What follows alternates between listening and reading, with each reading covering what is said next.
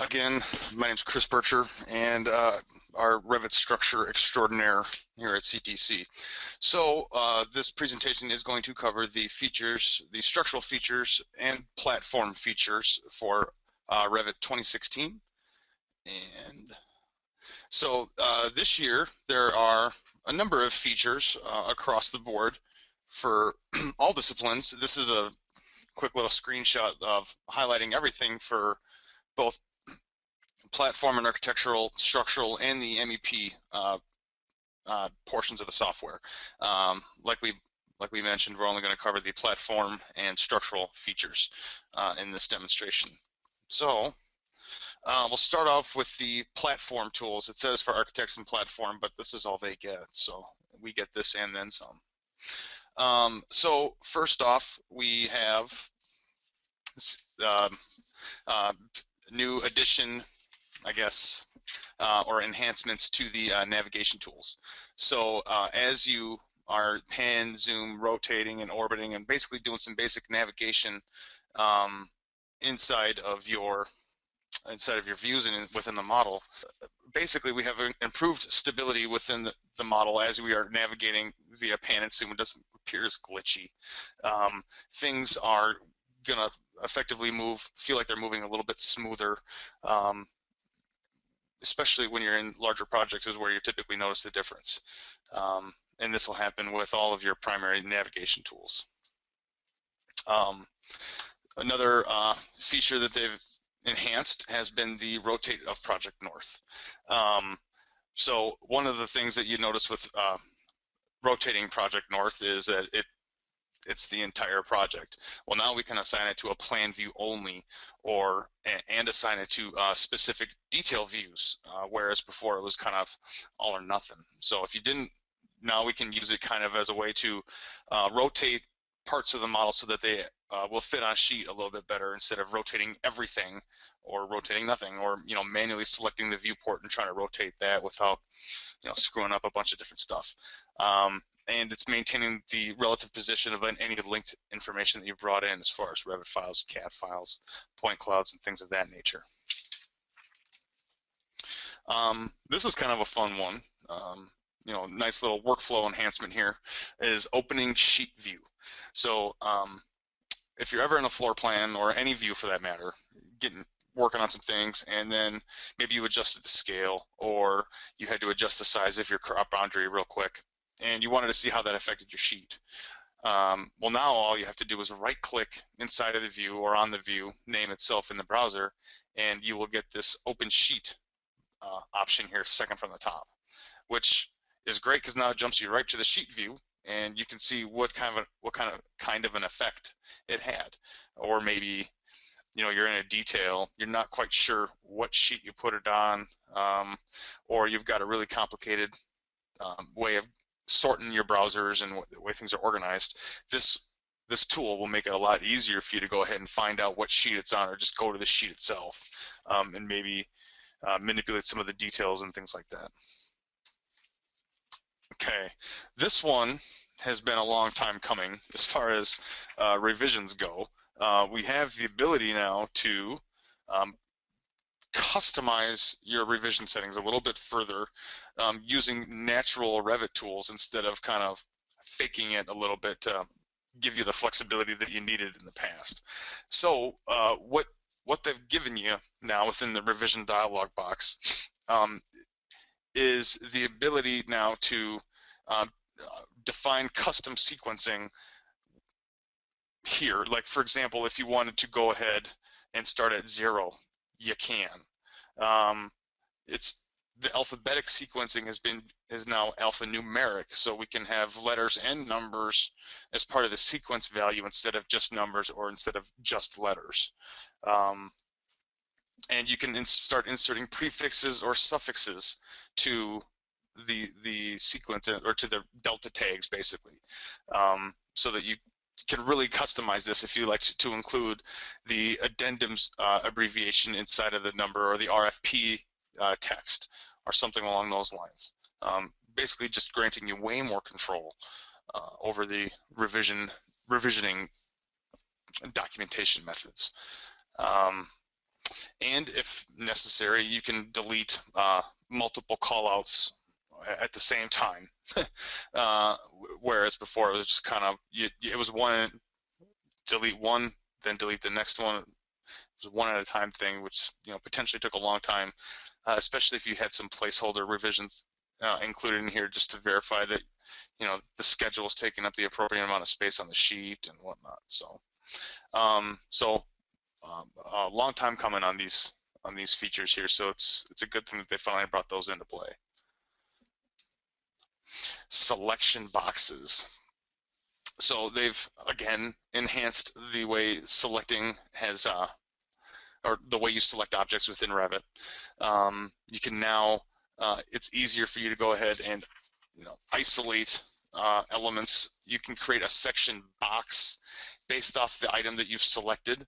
And this one's actually kind of cool, and the button itself is kind of hidden. So I'm going to jump into Revit real quick here just to show you guys. For example, if I wanted to create a section box of this piece here, I can select it, and I get this teeny tiny little selection box icon here. Oops, right there. So if I click on that, boom, it gives me a section box right around this object. And now I have the ability, just like any other section box, to customize the size of it. I can press and drag. I can actually start cutting through it itself. So they've really, instead of going back and cutting a section in your model, finding out what name that section was given, and then right-clicking on the view cube, orient to view sections, pick your section type, and doing it that way. So I would have had to know what that is and go through that entire process. Oops, didn't want to do that, sorry. So I'm going to go ahead and turn that back off. So again, I'm going to grab a different piece here, and I'm going to grab this guy and that guy and hit my section box again, and now it's giving me a selection box or section box based off the two items that I'd selected. So you're not limited to just one at a time. You can have multiple items within your selection to accommodate this. Okay, so this is really an awesome workflow, communication, collaboration tool. You can bundle this one up into many different areas within typical workflow environments. So this is a fun one for me, at least. Okay, all right. So rendering enhancements. So one thing that Autodesk has been kind of working on over the last couple of years is their own rendering engine called Autodesk Ray Tracer. Now, if you guys are, any of you are Navisworks users, you may have noticed that last year Autodesk brought in their own rendering engine into Navisworks called Autodesk Ray Tracer, and this year they used it and removed Presenter from the rendering tools within Navisworks. So now it's just Ray Tracer. So now we've gone ahead and added it to Revit, and they have also in effect renamed their current rendering engine that they've been using to say NVIDIA Mental Ray. Now it's always kind of been the Mental Ray rendering engine. Now they've renamed it, they've called it out, and now you have options to choose from the Mental Ray rendering and the Autodesk Ray Tracer rendering tool sets. Okay, scheduling enhancements. So one of the things that they've again been working on has been enhancing scheduling features within certain elements. I think last year they gave us the ability to add or to include properties for walls and for footings to call out the top of footing and the bottom of footing within a tag and within a schedule. So now they're going ahead and adding additional elements to this. So for floor scheduling, we now have the ability to schedule the elevation at top or elevation at top core if you got a multi-layered floor system instead of just standard concrete. If you had you know, concrete on top of metal deck. We have the ability, if your metal decking was the only thing within the core, we could get the top elevation of that. And we can also get elevation at bottom as well. So better, more options to create more robust schedules within the Revit applications. IFC has been undergoing overhauls for the last however many years. It feels like there's always an update every single year for the IFC formats. And this year, we've been able to use IFC files that we bring into Revit and make them room bounding, which has always been kind of an issue, especially if you're getting a lot of stuff in from groups that use MicroStation or some other type of 3D modeling application where they can generate an IFC file for you. Tekla is another good example. We can get IFC files from them, and if they're doing a lot of baseline modeling of a core and shell, for example, we may need some of that information. They're likely not going to do that, but it's an example. We can get an IFC file for them, and if need be, make it a room bounding element. All right, energy analysis for Revit. Most of you guys aren't going to care about this, but they have enhanced the energy analysis tools. This is more of an architectural enhancement, but it's still a feature that you guys have because you own Revit. So you have better options, both in application and in the cloud via your subscription account. Now we have a new collaboration tool that has been released for everyone called Autodesk 360 Collaboration for Revit. What this does is it allows you to take your projects, put them in a Autodesk hosted server cloud environment, and access the project from anywhere that has Revit installed and a decent internet connection. So think of it as like Revit server, but in the cloud. So it's Autodesk's version of utilizing a Citrix environment without actually having to remote into another PC to run Revit. You are literally just launching Revit and accessing your project through Revit locally on your machine. The work sharing environment is consistent, it stays put. If you've got it set up with work sets and all the definitions that you've got there, everything functions the exact same way, and everybody's connected in real time. So if you've got people working off-site at home, on the job site, in just a flat-out different office, this is an option, and it is it works with any Revit product, any architectural, structural, MEP, if you're still getting them separate. Now, this is a tool set that is available, purchased through a separate cloud subscription contract. It's not part of your traditional subscription benefits and features that you get with your current license contract. So this will be something extra. You're going to want to go ahead and contact your sales rep and get more information on that if you're interested. So maybe what I should do real quick is answer some of those platform questions. So I guess we've only got two, and I'll just read them off here. Has the issue of too many clouds and tags plus revisions in a model affecting the model performance been addressed and upgraded? Not that I'm aware of. I do know that it has been getting a little bit better simply because Revit is taking more advantage of the processing power that our computers have. So if lots of us are going out and spending a fair amount of money on brand new machines to run Revit a little bit better, and Autodesk has in turn been tweaking the applications a little bit to take more advantage of these newer PCs and the newer hardware. So no, they haven't directly addressed this on purpose, but just by it being taking a little bit more advantage of the computer's power and computers getting newer and faster and better, you will notice a slight difference, but not nothing directly has been addressed with that. Second question is it now possible to include the floor elevation on the floor tag in a plan view? Yeah, I believe so, since we can now include the elevation at top property within the schedule. I believe we can include that within a tag. But because we have some time, I'm going to quickly check. So hopefully I'm not wrong. And we are going to go ahead and grab floor tag.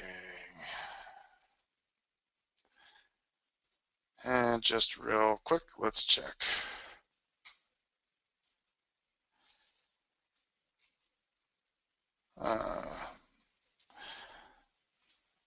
Should have gotten more coffee. Look at that, elevation at top and elevation at bottom. So now we can go ahead and create a floor type tag that also includes the elevation of that floor. So yes, now we can do that with 2016.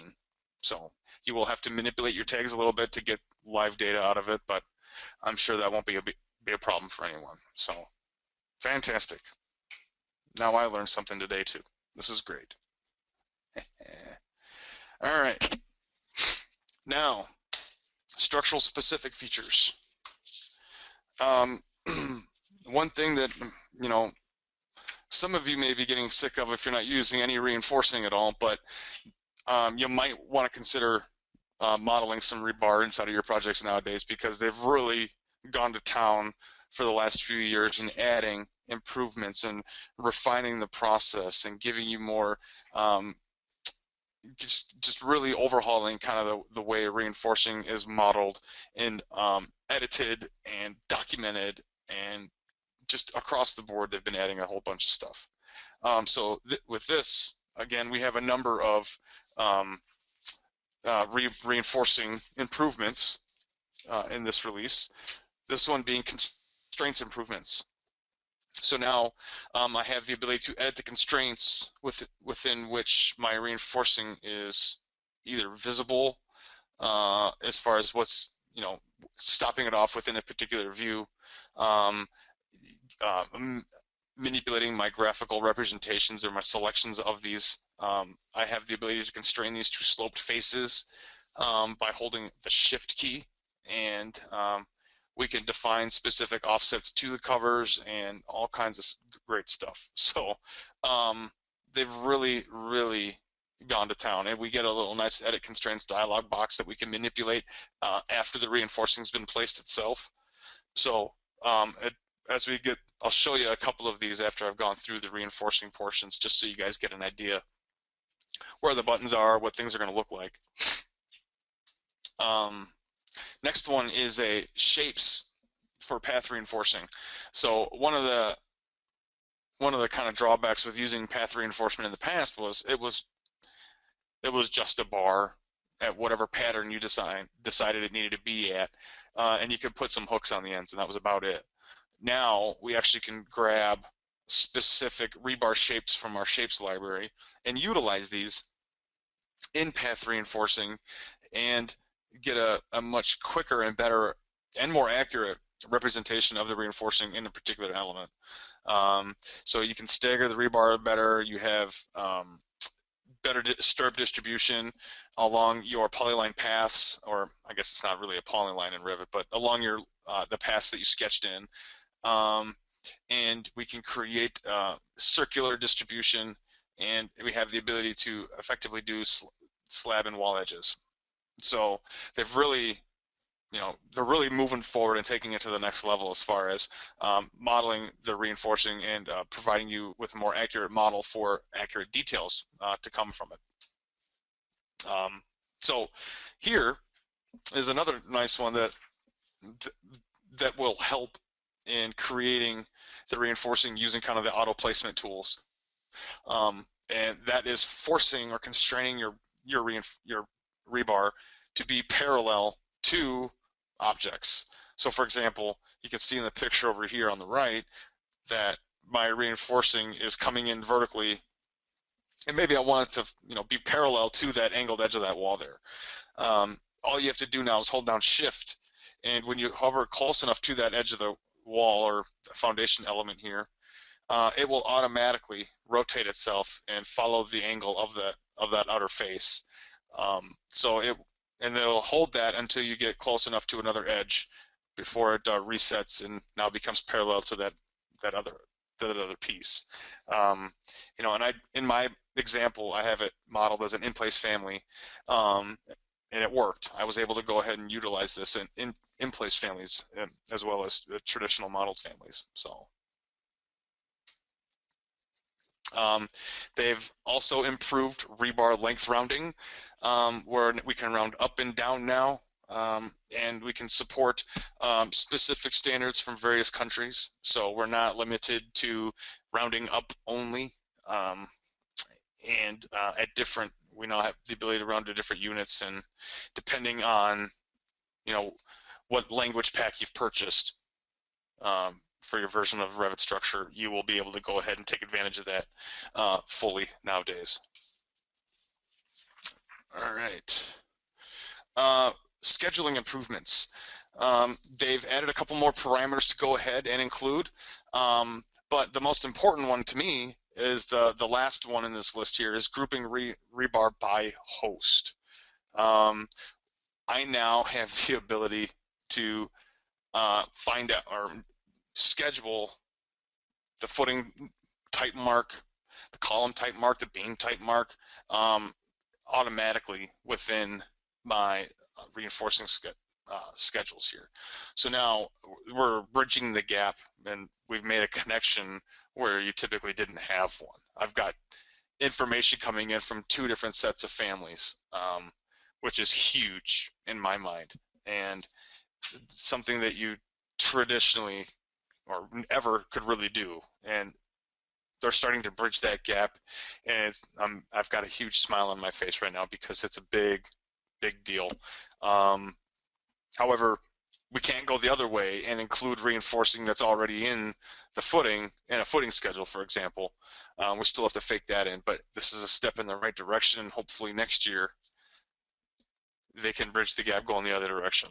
So so this is again a good start. Rebar display performance.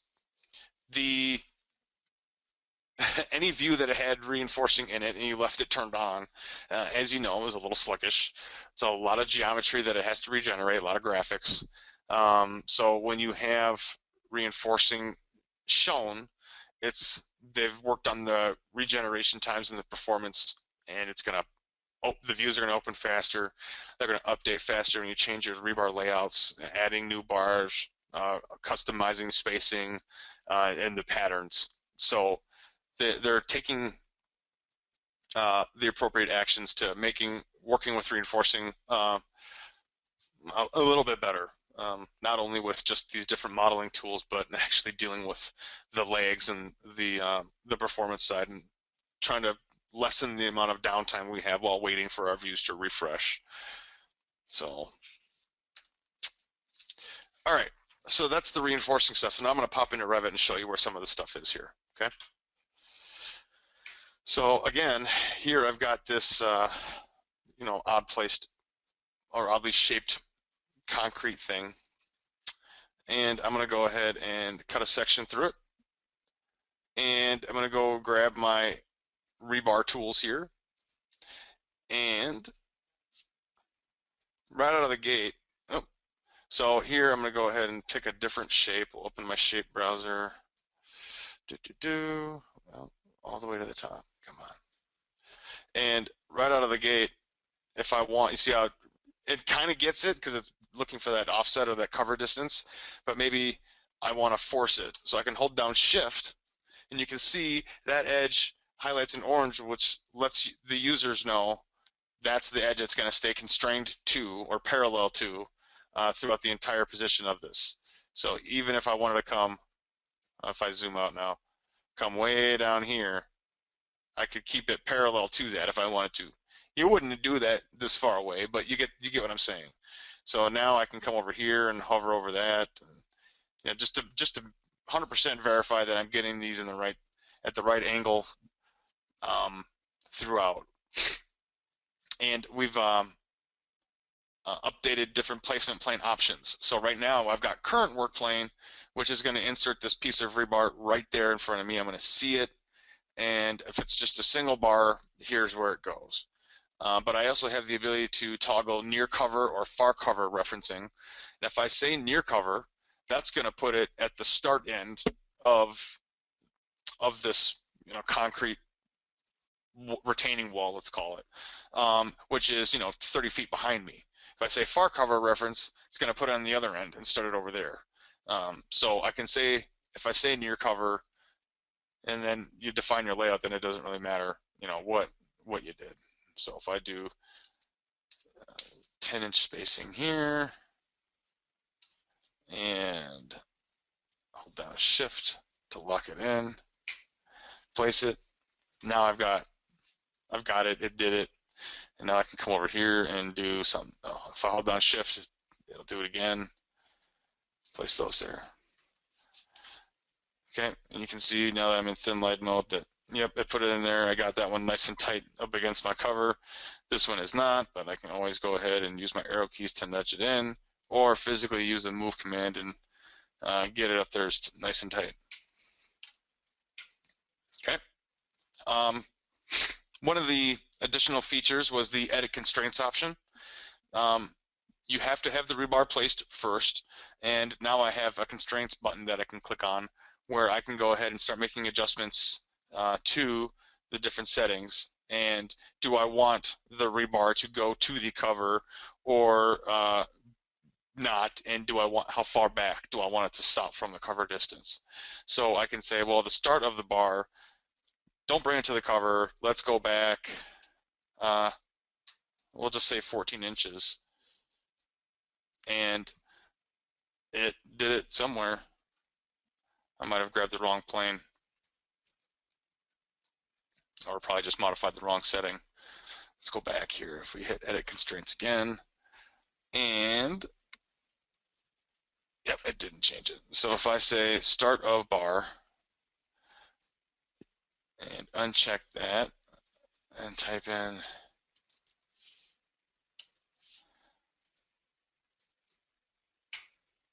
and say set, there we go. Oh, well, it must not like it because of the complexity of this shape. And maybe I just found a new bug because it was working on a simple wall. Anyway, maybe I'm just trying to get too fancy. Okay, so, but you get the idea. It's where the dialog boxes are stored. And now there was one other one I was going to show you. Oh, the properties. Where is it?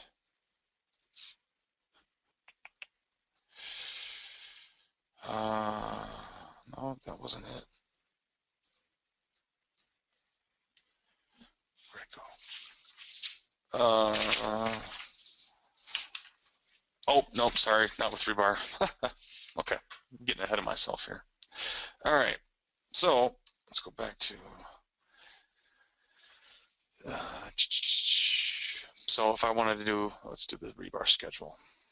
So I go ahead, create a schedule, do my structural rebar here, and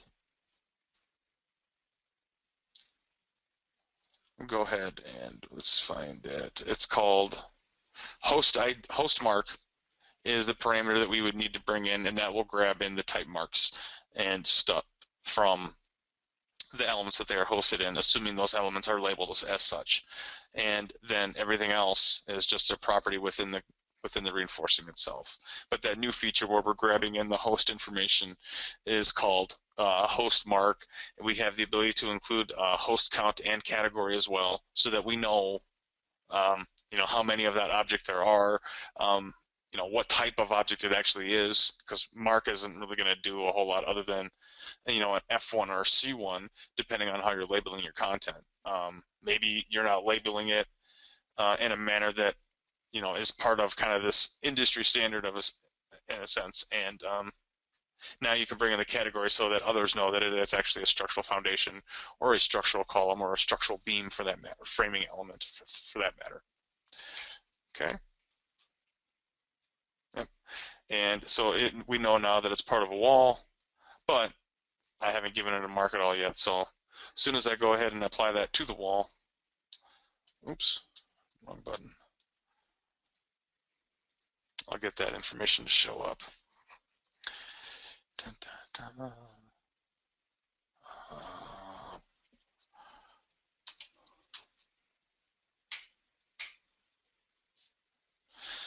Go back to my schedule. Oop. Wrong property, I guess. Anyway.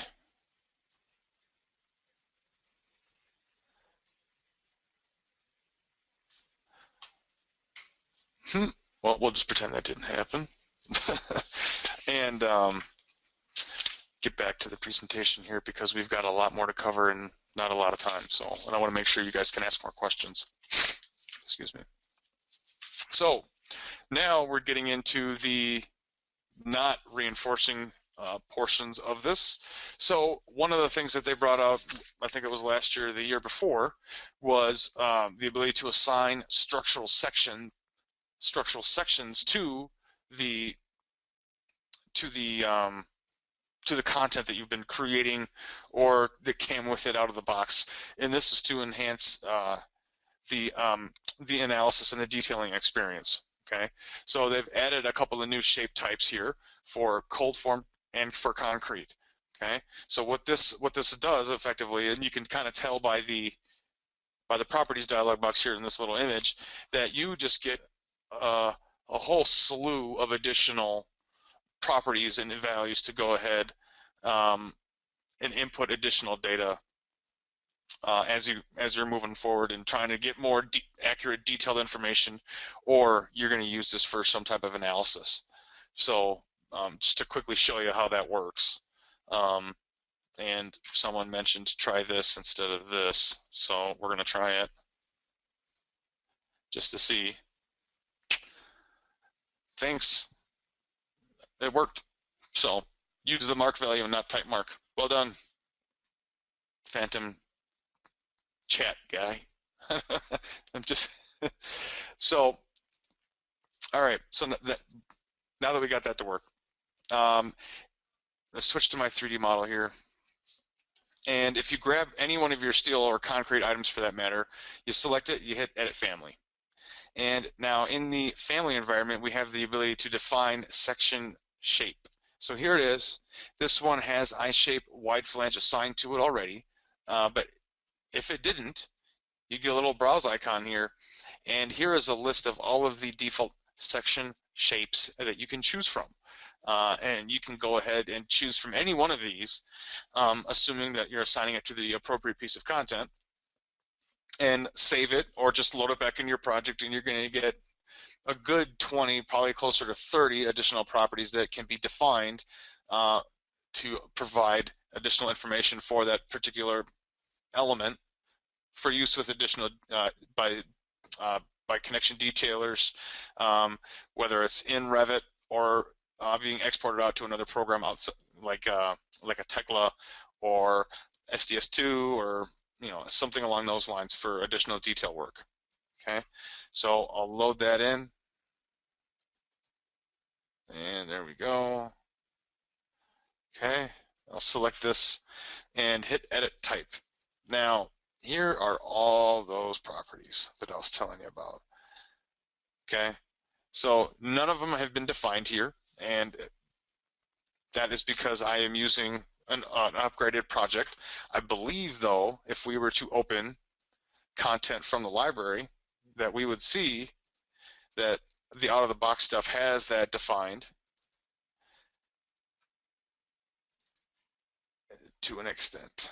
So if I define my section shape here and hit OK, go into family types, and it's not, and that's fine. But the intent here is to go ahead and enter whatever information that you would need to take your detailing to the next level and utilize this information, or if you need to go ahead and bring this into an analytical program, or now we can just input the, have the parameters available, send it out, and then when we bring the data back into Revit, all of this will get populated accordingly to help speed up our detailing process, at least within the Revit environment. Okay. All right, let's go back. All right, new structural framing content has been added. So we did get new steel content. For US, we got the AISC shapes version 14, and that is just a whole nother set, basically in your libraries. That's a whole nother folder that you will have access to. So I did not open it, so I'll just go ahead and open it up for you right now. You will get a lot of stuff. So let me show you here real quick. Libraries, structural framing, steel. So now we have this AISC 14.1 folder, and you get additional shapes. Basically the same shapes that you've always had, but each comes with type catalogs and a nice long list of sizes for you to choose from. So just more options, more types of content depending on the project and where in the world or in the country that you're actually using this. That's all they're trying to do, is just give you better options and more accurate options. All right. Structural loads improvement. For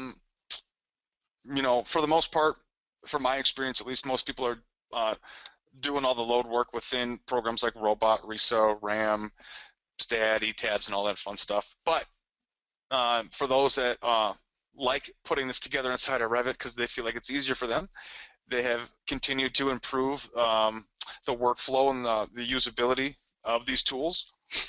So the local coordinate system, or the LCS display options, have been enhanced to allow for curved beams and curved walls, and can now be displayed on objects when you are actually defining the loads themselves. And again, that's more of a visual thing, so you can actually see what's going on. And again, workflow. They're just trying to make it easier for you to visualize what's going on instead of always having to look within a dialog box or bring it to a different application to go ahead and put this data in. Okay, so another more cool bells and whistles. This one is pretty powerful if you guys are doing steel connection design. We have the ability now to define the member forces on the ends of a beam, and we can actually go ahead and include that within a tag if we wanted to now. Okay, so we have the ability for automatic or manual input, and we can, like you see up here, we can build tags that will pull that information and show it live on the screen, so that whoever is in charge of putting these steel connection details or components together, they have, we can call them out nice and clear for them, and can also be used again for code checking. And this one, oops, if I can get back into Revit, there we go. This is directly associated with the analytical model. Okay, so I'm going to go ahead and grab one of my analytical beams here, and down at the bottom in the properties we have this member forces edit button. Okay, so I can go ahead and click on that. Based off what type of releases I've got set up here, I now have the ability to go ahead and modify certain aspects of this and input what those values need to be, and then I can build a tag and take the ends of these to actually show what the start release data is and what the end release data is going to be. Again, making it easier for your steel connection design within Revit. All right. Gravity analysis, and this is all, this gravity analysis feature is new to the structural analysis features on the cloud. Okay, this is not something within Revit, but it's in the cloud, so we have the ability to analyze for gravity, to expand on the analysis features that have been made available to you almost directly through, well, within Revit. It's on the cloud, but so you always had the ability to do this in whatever software probably you're using now. This was a pretty big limitation with the cloud analysis. So now that we have that, it takes that to the next step, makes it a lot easier for you to go ahead and extend your workflow, and still free up your computer for doing other tasks while you're waiting for the cloud to process your results. And that's it for the features here. So we got a couple more questions that came in, and I'm going to open it up to additional questions here for those of you that may have some. So the next one is, can we export from Robot to Revit for rebar editing? I would assume so. I honestly have not tried exporting reinforcing out of Robot into Revit, so that is something that I can definitely get back to you on, and I'll let you know if that's a possibility or not. So, but yeah, I don't know.